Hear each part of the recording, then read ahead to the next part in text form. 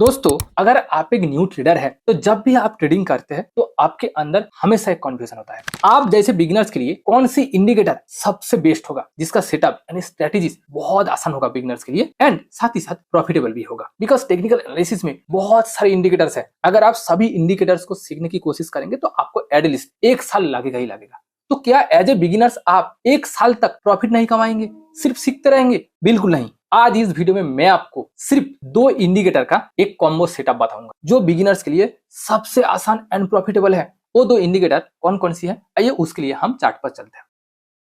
हम trading view का chart open करेंगे। अगर आपके पास ट्रेडिंग व्यू नहीं है, इस वीडियो के नीचे डिस्क्रिप्शन बॉक्स में ये ट्रेडिंग व्यू का लिंक है, ये बिल्कुल फ्री है। तो हमने ट्रेडिंग व्यू का चार्ट ओपन कर लिया। किसी भी एक स्टॉक को हम पिक करेंगे रैंडमली, एक कोई रिकमेंडेशन नहीं है। हमने HDFC बैंक का चार्ट ओपन किया। हमें बस 2 इंडिकेटर चाहिए। आपको इंडिकेटर सेक्शन में जाना होगा। Number 1 super trend and second a moving average exponential यानी EMA।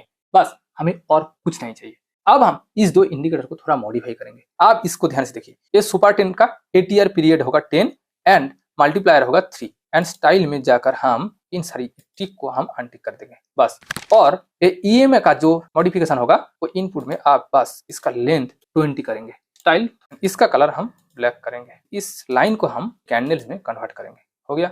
एंड सेकंड चीज जो करना होगा टाइम फ्रेम। अगर आप इंट्राडे करना चाहते हैं तो 15 मिनट या फिर 30 मिनट। अगर आप स्कैल्पिंग करना चाहते हैं 3 मिनट या फिर 5 मिनट। और अगर आप स्विंग ट्रेडिंग करना चाहते हैं तो 1 आवर या फिर 4 आवर या फिर 1 डे आप आपके हिसाब से सिलेक्ट करेंगे। हम यहाँ इंटरडे के लिए सिलेक्ट करेंगे तो 15 मिनट टाइम फ्रेम को सिलेक्ट। अब आप ध्यान से देखो, ये जो ब्लैक कलर का लाइन आप देख पा रहे हैं ये है मूविंग एवरेज का लाइन। ये लास्ट 20 पीरियड का मूविंग एवरेज लाइन। एंड ये जो रेड एंड ग्रीन कलर का लाइन आप देख पा रहे हैं ये है सुपर ट्रेंड लाइन। ये रेड कलर का मतलब मार्केट गिर रहा है और ये ग्रीन कलर का मतलब मार्केट ऊपर जा रहा है। बस एज ए बिगिनर्स मुझे नहीं लगता है कि आप ये चीज समझ नहीं पाएंगे। अब चलते हैं स्ट्रेटेजीज। बाइंग एंड सेलिंग के लिए क्या सेटअप होना चाहिए। एट फर्स्ट हम बाइंग सेटअप को समझते हैं। बाइंग सेटअप के लिए आपको 3 रूल याद रखना होगा। नंबर 1, ए प्राइस यानी कैंडल मूविंग एवरेज को नीचे से क्रॉस करना चाहिए। यहाँ प्राइस मूविंग एवरेज के नीचे था, इसका मतलब यहाँ मार्केट डाउन ट्रेंड पर था, प्राइस गिर रहा था। जैसे ही प्राइस ये मूविंग एवरेज के क्रॉस करेगा इसका मतलब कि यहाँ से प्राइस ऊपर जाने की चांसेस है।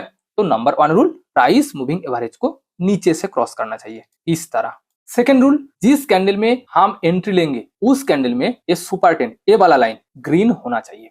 थर्ड रूल, एंट्री कैंडल हमेशा ए मूविंग एवरेज के ऊपर फॉर्म होना चाहिए। एंड साथ ही साथ जिस कैंडल सुपर ट्रेंड को क्रॉस करेगा उस कैंडल से हाई लेवल पर क्लोज होना चाहिए। तो देखो ये 2 कैंडल हमारा ट्रिगर कैंडल, क्योंकि ये 2 कैंडल मूविंग एवरेज को क्रॉस किया। जिस कैंडल मूविंग एवरेज को क्रॉस करता है उसको ट्रिगर कैंडल कहा जाता है, क्योंकि वो आपको इंडिकेशन दे रहा है कि यहाँ से मार्केट रिवर्स कर सकते हैं। यहाँ मार्केट गिर रहा था और यहाँ आते जैसे ही मूविंग एवरेज को क्रॉस किया, इसका मतलब इस कैंडल आपको बता रहा है कि मार्केट अब ऊपर जाने की चांसेस है। बट ट्रिगर कैंडल में कभी भी ट्रेड नहीं लिया जाता है, कन्फर्मेशन कैंडल या उसके नेक्स्ट कैंडल में ट्रेड लिया जाता है। तो ये हो गया ट्रिगर कैंडल का नेक्स्ट कैंडल, यानी आप इसको कन्फर्मेशन कैंडल भी मान सकते हैं। क्यों? क्योंकि ये कैंडल मूविंग एवरेज के ऊपर फॉर्म हुआ। इस कैंडल में सुपर ट्रेंड ग्रीन है एंड साथ ही साथ थर्ड रूल के अनुसार इस कैंडल का जो क्लोजिंग प्राइस होगा, ये ग्रीन कैंडल का क्लोजिंग प्राइस अपर लेवल पर होता है। इस कैंडल का क्लोजिंग प्राइस पिछले कैंडल से ऊपर है। पिछले कैंडल का क्लोजिंग प्राइस इस लेवल पर था और इस कैंडल का क्लोजिंग प्राइस इस लेवल पर है। तो हम इस कैंडल में या फिर आप नेक्स्ट कैंडल में, मैं तो कहूंगा आप नेक्स्ट कैंडल में ट्रेड लीजिए। तो ये हो गया हमारा कॉन्फर्मेशन कैंडल। और हम कॉन्फर्मेशन कैंडल के बाद जो कैंडल फॉर्म होगा उस कैंडल में हम ट्रेड लेंगे। तो इस कैंडल में हमने ट्रेड लिया, ये हो गया हमारा एंट्री पॉइंट, यानी हम इस पॉइंट पर बाई करेंगे। तो हमारा स्टॉप लॉस क्या होगा? स्टॉप लॉस का स्ट्रेटजी बहुत ही सिंपल है। जिस कैंडल में हम बाई करेंगे उसी कैंडल में सुपर ट्रेंड का जो पोजीशन होगा हम उस पोजीशन पर स्टॉप लॉस मार्क करेंगे। तो हम इस कैंडल में बाई किया, इस कैंडल का सुपर ट्रेंड पोजीशन क्या था, इस पॉइंट पर हम स्टॉप लॉस मार्क किया। तो ये हो गया हमारा स्टॉप लॉस। तो हम कहां तक प्रॉफिट बुक करेंगे, यानी हमारा टारगेट कहां तक होगा? टारगेट के लिए स्ट्रेटजी होगा 1:2 रिस्क रिवॉर्ड रेशियो, यानी स्टॉप लॉस जितना होगा उसका 2 गुना होगा हमारा टारगेट। तो ये था हमारा स्टॉप लॉस पॉइंट 7 पॉइंट, लगभग 7 के आसपास, यानी 14 होगा हमारा टारगेट। ये हो गया हमारा टारगेट। कहां तक? यहाँ तक हम टारगेट बुक करेंगे। इस पॉइंट में आकर हम एग्जिट करेंगे यानी सेल करेंगे। हमारा टारगेट पूरा हो चुका है। तो आप देख सकते हैं कि ये स्ट्रेटजी कितना इजी एंड प्रॉफिटेबल है। अगर आपको ये स्ट्रेटजी का रूल्स रिटन फॉर्मेट में चाहिए एंड साथ ही साथ ये प्रैक्टिकल चार्ट चाहिए तो आप हमारा टेलीग्राम ग्रुप में ज्वाइन करिए। तो वहां आपको ये स्ट्रेटजी का रूल एंड ये चार्ट PDF के रूप में मिल जाएगा। टेलीग्राम का लिंक इस वीडियो के नीचे डिस्क्रिप्शन बॉक्स में है, आप जाकर चेक करिए। तो ये तो हो गया हमारा बाइंग सेटअप। अब देखते हैं कि सेलिंग के लिए सेटअप यानी स्ट्रेटेजीज क्या होना चाहिए। सेलिंग स्ट्रेटेजीज में भी 3 रूल है। Number 1 rule, A price a moving average line को ऊपर से क्रॉस करना चाहिए। यहाँ एक कैंडल यानी प्राइस मूविंग एवरेज ऊपर था, यानी मार्केट ऊपर जा रहा था। यहाँ आकर ए प्राइस मूविंग एवरेज को क्रॉस किया इस कैंडल में आकर, तो ये हो गया हमारा ट्रिगर कैंडल, यानी इस कैंडल आपको इंडिकेट कर रहा है कि यहाँ से मार्केट गिरने की चांसेस है। तो हम कहाँ कंफर्म होंगे? हमें कॉन्फर्मेशन के लिए और भी 2 रूल अप्लाई होना चाहिए। सेकेंड रूल, ये सुपर ट्रेंड रेड होना चाहिए। किस कैंडल में सुपर ट्रेंड रेड सिग्नल दिया? इस कैंडल में।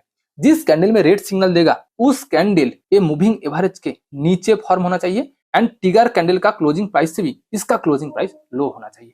मैं आपको लाइन ड्रॉ करके दिखाता हूँ। ये था ट्रिगर कैंडल का क्लोजिंग प्राइस एंड इस कैंडल का क्लोजिंग प्राइस ए, यानी इस कैंडल में हमारा तीनों को तीनों रूल फिट हुआ।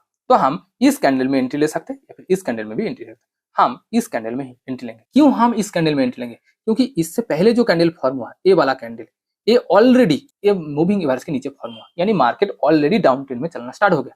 इसलिए हम इस कैंडल में ही एंट्री लेंगे। जैसे ही सुपर ट्रेंड सिग्नल देगा हम एंट्री लेंगे। तो इस कैंडल में हम एंट्री ले लिया, तो ये हो गया हमारा एंट्री पॉइंट। इसको मैं लॉक कर देता हूँ। तो हमारा स्टॉप लॉस क्या होगा? सेम स्ट्रेटेजी, उस कैंडल में सुपर ट्रेंड का जो पोजीशन होगा, इस कैंडल में सुपर ट्रेंड का पोजीशन ये था, ये हो गया हमारा स्टॉप लॉस। मैं इसको रेट कर देता हूँ। और हमारा टारगेट कहाँ तक होगा?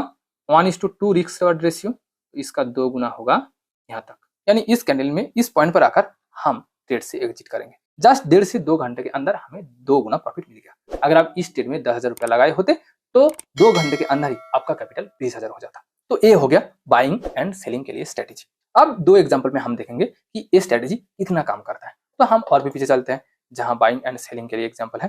देखो, एक बाइंग का एग्जांपल है क्योंकि यह मार्केट ऊपर जा रहा है। तो आइए हम टेस्ट करते हैं कि इस पोजीशन पर हमारा बाइंग के लिए जो स्ट्रेटेजी है वो कितना काम करता है।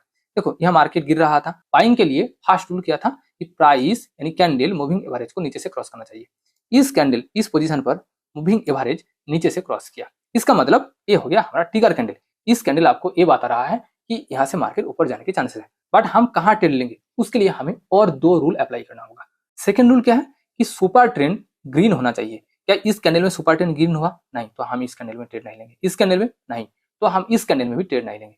इस कैंडल में सुपर ट्रेंड ग्रीन हुआ, यानी इस कैंडल में हम ट्रेड लेंगे। बट उसके लिए और एक रूल है। थर्ड रूल क्या है? कॉन्फर्मेशन कैंडल मूविंग एवरेज के ऊपर फॉर्म होना चाहिए। ये था हमारा कॉन्फर्मेशन कैंडल, क्योंकि इस कैंडल में सुपर ट्रेंड ग्रीन हुआ और इस कैंडल मूविंग एवरेज के ऊपर फॉर्म हुआ और इसका जो क्लोजिंग प्राइस, ग्रीन कैंडल में क्लोजिंग प्राइस अपर लेवल पर होता है, इसका जो क्लोजिंग प्राइस यानी इस क्लोजिंग प्राइस ये ट्रिगर कैंडल से ऊपर है, ये हो गया हमारा कॉन्फर्मेशन कैंडल। तो हम कहाँ बाई करेंगे? उसके नेक्स्ट कैंडल में। इसका नेक्स्ट कैंडल कौन सा है? इस कैंडल। इस कैंडल में हम ट्रेड लेंगे। तो हम बाई कर लिया और हमारा स्टॉप लॉस क्या होगा? इस कैंडल में सुपर ट्रेंड का जो पोजीशन होगा, जिस कैंडल में हम एंट्री लेंगे, इस कैंडल में हमने एंट्री लिया, इस कैंडल में सुपर ट्रेंड का जो पोजीशन है वो इस पॉइंट पर, ये हो गया हमारा स्टॉप लॉस। तो हम कहाँ तक प्रॉफिट बुक करेंगे? यानी हमारा टारगेट कहाँ तक होगा? स्टॉप लॉस का 2 गुना। तो स्टॉप लॉस पॉइंट था लगभग 8.50, यानी लगभग 17 पॉइंट, यानी इस कैंडल में आकर हम एग्जिट करेंगे। इसका कलर में ब्लू कर दिया। तो आप क्लियरली देख सकते हैं कि हमारा सुपर ट्रेंड एंड ईएमए का कॉम्बो स्ट्रेटेजी, बाइंग के लिए जो कॉम्बो स्ट्रेटेजी है वो यहाँ अच्छे से काम किया। अब देखते हैं कि सेलिंग में ये स्ट्रेटेजी काम करता है कि नहीं। ये एक सेलिंग एग्जांपल है। सेलिंग स्ट्रेटेजी में हमारा पहला रूल क्या था कि प्राइस मूविंग एवरेज को ऊपर से क्रॉस करना चाहिए। कौन सी कैंडल ऊपर से क्रॉस किया? इस कैंडल मूविंग एवरेज को ऊपर से क्रॉस किया।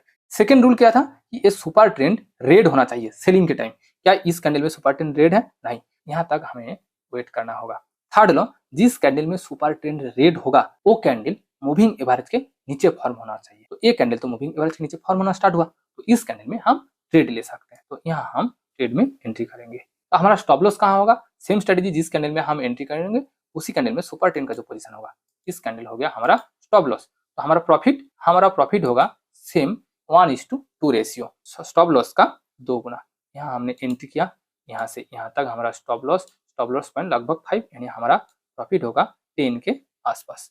इस प्राइस में आकर यानी इस कैंडल में आकर हम ट्रेड से एग्जिट करेंगे। तो आप देख सकते हैं कि यहाँ पर भी हमारा जो स्ट्रेटेजी है वो अच्छे से आप रैंडमली किसी चार्ट में 2 से 3 दिन इस स्ट्रेटेजी को प्रैक्टिस करिए। आप समझ पाएंगे कि कहाँ ट्रेड लेना चाहिए एंड कहाँ नहीं लेना चाहिए। सिंपल आप एक बात ध्यान में रखिए कि जहां मार्केट साइडवेज पर होगा आप वहां ट्रेड मत लीजिए। आप ध्यान से देखिए, यहाँ मार्केट मूविंग एवरेज के आसपास चल रहा है, मूविंग एवरेज के एकदम बराबर, इसका मतलब मार्केट में साइडवेज ट्रेंड है, आप यहाँ ट्रेड मत लीजिए। चाहे ये सुपर ट्रेंड आपको बाई दिखाए या सेल दिखाए, आप ट्रेड मत लीजिए। जहां मार्केट में एक क्लियर ट्रेंड है, जहां इस तरह की क्लियर ट्रेंड है, आप उस पॉइंट में ट्रेड लीजिए, तब जाकर आपका विन परसेंटेज वो बढ़ेगा ही बढ़ेगा, एक गारंटी है। एज ए बिगिनर्स आपको ट्रेंडिंग मार्केट में ही ट्रेड लेना चाहिए। जब मार्केट में क्लियर डाउनफॉल है तो आप सेल करिए, शॉर्ट सेलिंग करिए। जब मार्केट में एक क्लियर अप ट्रेंड है तो आप बाई करिए। आप मेरा ये 2 से 3 बात ध्यान में रखकर इस स्ट्रेटेजी को यूज करिए और आप खुद ही देख पाएंगे कि आपका ये विन परसेंटेज, प्रॉफिट कमाने का परसेंटेज कितना बढ़ चुका है। अगर आपको ये super 10 and EMA combo strategy का written format and a practical example चाहिए तो आप मेरा टेलीग्राम ग्रुप में जाइए एंड वहां से इसका पीडीएफ डाउनलोड कर लीजिए। उम्मीद करता हूं कि आप मेरा स्ट्रेटेजी यूज करके बहुत ही अच्छा प्रॉफिट कमाएंगे। अगर आपको मेरा वीडियो हेल्पफुल लगा तो प्लीज वीडियो को लाइक करें एंड दोस्तों के साथ शेयर करें। और हाँ, अगर आपने अभी तक इस चैनल को सब्सक्राइब नहीं किया तो प्लीज सब्सक्राइब करें ताकि आपको इस तरह की हेल्पफुल वीडियो मिलते रहे। Thank you for watching this video. See you again.